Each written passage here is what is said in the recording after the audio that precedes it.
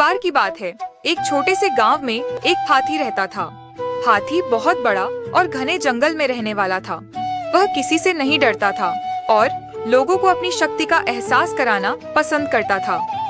एक दिन गांव में एक कुत्ता भी था। वह कुत्ता छोटा और काफी होशियार था।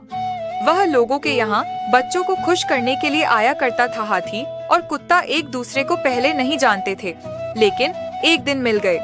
वे दोस्ती करने लगे और अच्छी तरह से बातचीत करने लगे। हाथी ने कहा, मुझे बहुत खुशी हुई कि मैं तुम्हें मिला। मैं शायद दुनिया का सबसे बड़ा और ताकतवर जानवर हूँ। कुत्ता समझता था कि हाथी थोड़ा बड़ा और घमंडी है, इसलिए उसने कहा, हाथी, मुझे मालूम है कि तुम बहुत बड़े हो, लेकिन फिर भी इंसान तुम्हें धकेल कर मार सकता है और मुझे तो बहुत छोटा और दुर्बल होने की वजह से सब कुछ बचाना होता है।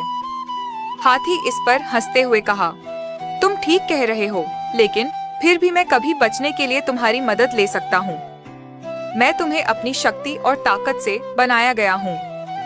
कुत्ता गंभीर रूप से बोला, मैं जानता हूँ कि तुम कितने शक्तिशाली हो, लेकिन प्रेम और सहायता देने की क्षमता मेरे पास है। यह सुनकर हाथी सोच में पड़ गया। वह समझ गया कि शक्ति और ताकत के बावजूद प्रेम और मदद कुछ भी नहीं होते हैं।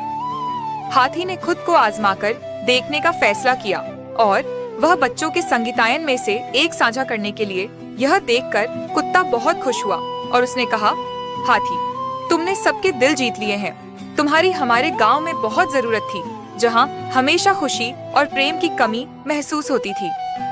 हाथी बहुत खुश हो गया क्योंकि उसने समझ लिया था कि हाथी और कुत्ता एक ही गुण रखते हैं, प्रेम और सहायता देने की क्षमता। यह बात हाथी के जीवन में एक महत्वपूर्ण सीख थी कि शक्ति और ताकत से भी बढ़कर प्रेम और सहायता का महत्व होता है।